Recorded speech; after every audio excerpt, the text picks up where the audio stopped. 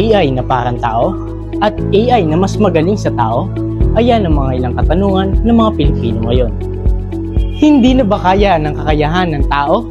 Kaya ito nauuso? Bakit nga ba mahalaga ang AI sa mga estudyante at sa ibang tao? Ito ay lubos na nakakatulong para sa mga estudyante sa kanilang personal at upang matulungan at matuto pa sila ng husto. Ang AI ay hindi lamang nakakasama, ngunit ito'y tiyak na nakakatulong. Ano naman kaya ang mga advantage nito? Ang advantage ng AI, mas pinapadali niya yung way ng pag-iisip natin.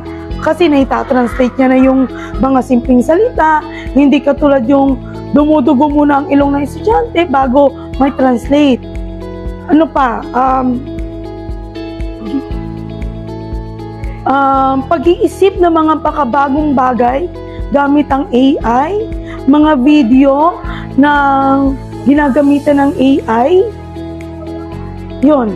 I think ang paggamit ng AI ay, even though maraming advantages, pero ang disadvantages nga na nakikita ko ay maaring ang estudyante ay hindi na makikinig sa teacher kasi ang iisipin nila meron namang mga artificial intelligence, so pwede silang mag-search through internet, magtanong kay Sisi, di ba? Yan yung mga ilan sa mga AI kay Sisi. Pwede silang mag-internet na lang, i-google na lang nila kung ano yung mga tanong, even yung sagot mismo. For example, sa akin nga sa math, pwedeng yung mga problem solving na isinesend ko ay pwedeng i-internet na at itanong na nila sa mga AI. So hindi na sila nagkakaroon ng personal development kasi nga kokopyahin na lang nila yung sagot doon sa mga sa internet yung sagot. Kung sa halaga, oo, mahalaga siya kasi yung mga AI ay napapagaan naman talaga yung mga trabaho. For example, ako, napapagaan din talaga ng AI yung trabaho ko eh. For example, sa paggawa ng mga lesson plan o paggawa ng DLL.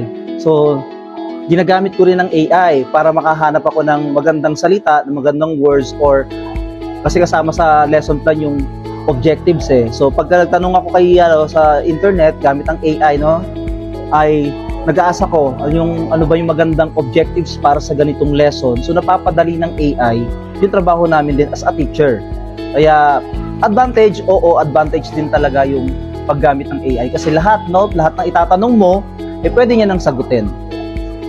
Minsan sa ating buhay ay kailangan natin ng tulong, ngunit huwag nating aabusuhin.